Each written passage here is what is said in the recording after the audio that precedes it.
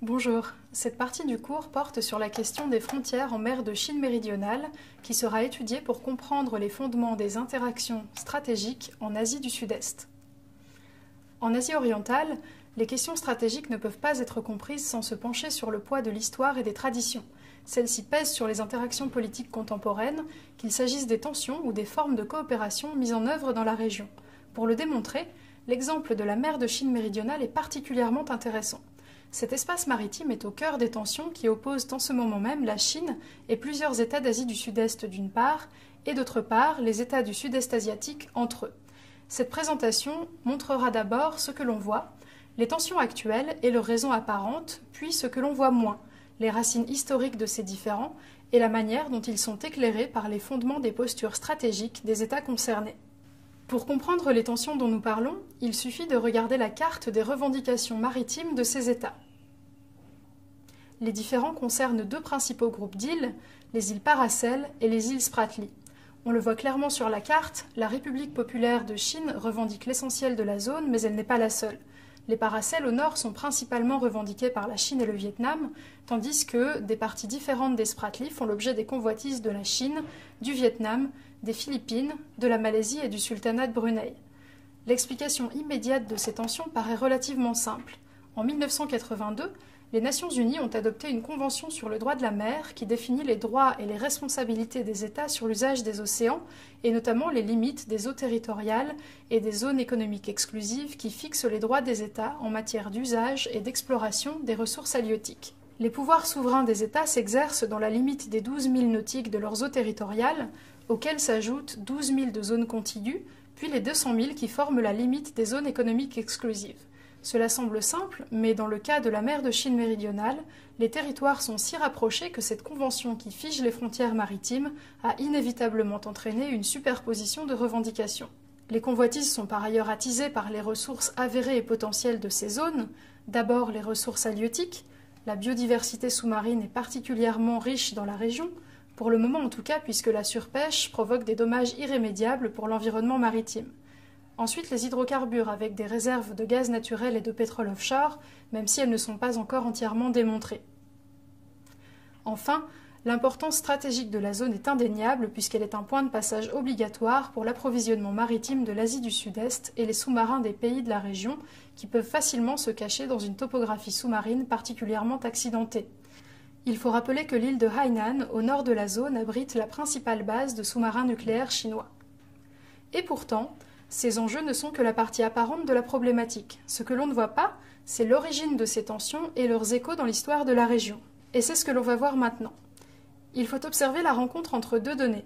La première est l'héritage de visions du monde ancrées dans l'histoire qui ont forgé les traditions stratégiques des États de la région et qui se combinent avec des revendications historiques concurrentes. Et la seconde, c'est la généralisation en Asie de normes modernes, notamment celles de l'État-nation souverain et territorialisé, qui permettent de contester les revendications des anciennes puissances. Historiquement, les îles ont été occupées par plusieurs empires. Les historiens chinois estiment que l'on peut démontrer une présence de la dynastie des Song du Nord sur les Paracels et sur les Spratly autour du Xe siècle avant notre ère, mais cette antériorité de la présence chinoise est contestée, notamment par le Vietnam et les Philippines, qui revendiquent la légitimité de leur implantation, y compris d'ailleurs sur des îles réputées inhabitables. La République populaire de Chine a par ailleurs adopté en 1992 une loi sur la mer qui affirme sa souveraineté sur la zone et qui a été confirmée par plusieurs cartes publiées par les autorités. La plus récente, dévoilée en juin 2014, étant encore le tracé de la zone maritime revendiquée et confirme son importance puisqu'elle est désormais intégrée à la carte officielle du pays. Les velléités chinoises s'inscrivent donc dans le cadre d'une revendication d'antériorité contestée, mais pas seulement. La vision du monde développée par les anciens empires de Chine, résumée sous le terme Tianxia, ou sous le ciel, considère le monde comme un tout appelé à être gouverné par un empereur universel, placé au centre de la cité interdite, tandis que le reste s'organise en cercles concentriques autour de l'empire. La vocation de l'empire est donc universelle, et le monde est voué à lui payer tribut. C'est dans cette vision que l'Asie du Sud-Est est présentée comme la péninsule chinoise, et non comme une addition d'unités politiques souveraines. Cette vision a durablement imprégné l'approche des dirigeants chinois vis-à-vis du reste de la région, et elle a forgé une culture stratégique fondée sur l'affirmation de la position privilégiée du pays du milieu vis-à-vis de ses voisins. En 2010, le président chinois a par exemple réagi à une protestation des États membres de l'ASEAN, l'association des États d'Asie du Sud-Est, en assénant une vérité simple, mais simple seulement en apparence: la Chine est un grand pays, les autres pays sont des petits pays, voilà les faits. Les choses sont en réalité plus complexes, car ce type d'affirmation de la puissance chinoise se heurte au principe même du fonctionnement des relations internationales modernes dont peuvent aujourd'hui se prévaloir les États les plus faibles. À l'issue du processus de décolonisation, l'ensemble des États de la région a accédé à la souveraineté étatique. Les conséquences de cette évolution peuvent être résumées en 2 points. Pour la première fois, les anciens empires, qui se définissaient par leur centre et non par leurs frontières, qui étaient en fait des marches mouvantes, ces anciens empires ont dû délimiter leur territoire dans des frontières précises, ce qui les a incités à formuler leurs revendications de manière parfois crispée.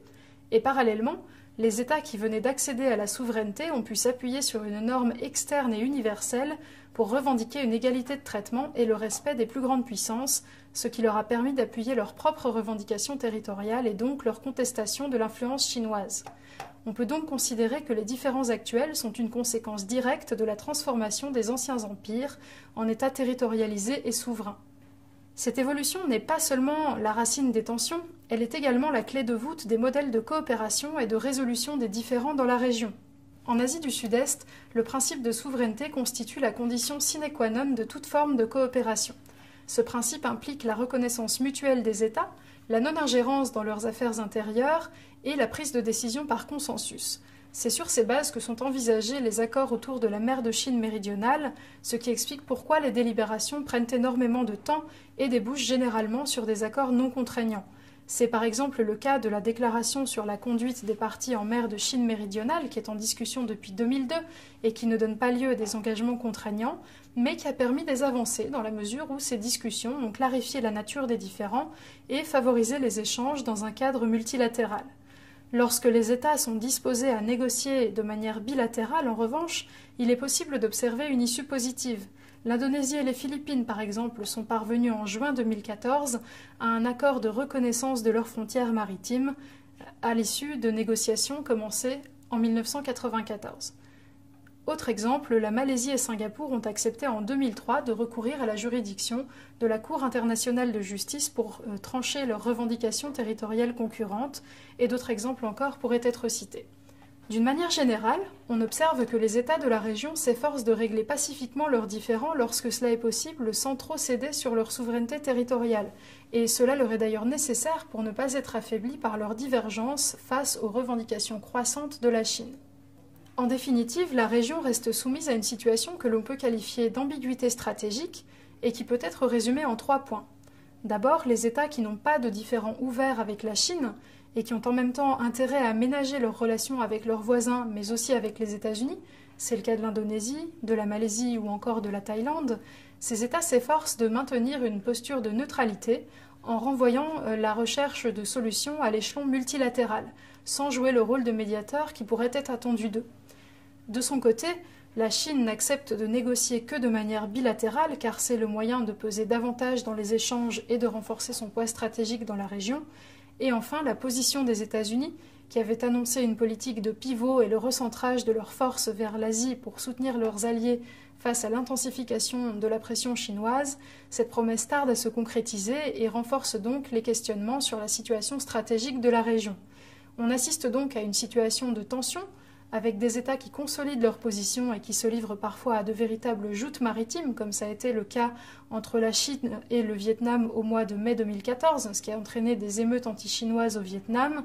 Dans le même temps, on observe le maintien d'un statu quo qui reste la moins inconfortable des situations dans la mesure où il permet d'affirmer à la fois les revendications territoriales ancestrales et les principes clés des relations internationales modernes, et ce statu quo perdure jusqu'au moment où une étincelle sera allumée, que ce soit par un réel besoin de ressources énergétiques ou par les populations qui se saisissent de plus en plus directement et de manière de moins en moins contrôlable de ces questions qui relevaient il y a encore peu de temps d'un monopole étatique.